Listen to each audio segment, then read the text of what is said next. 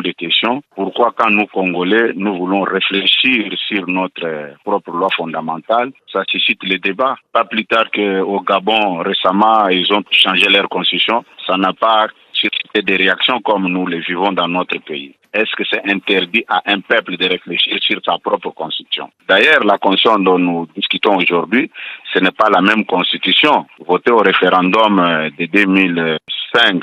La constitution de 2005, votée au référendum, avait des tours pour les élections présidentielles. Mais aujourd'hui, comment nous sommes arrivés à l'élection à un seul tour?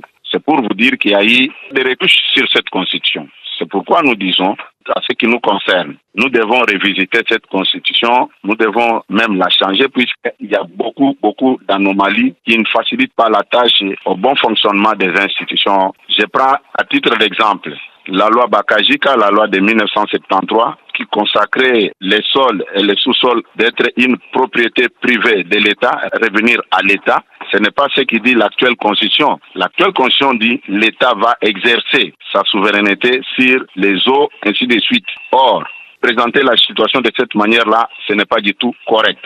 Et je vais plus loin avec l'article 217 que certains veulent expliquer que dans d'autres pays, il y a des articles qui abandonnent leur souveraineté pour consacrer l'unité africaine, ainsi de suite, ce qui n'est pas vrai. Quand vous lisez l'article 215 dit clairement que tous les accords internationaux conclus sont supérieurs par rapport à nos lois.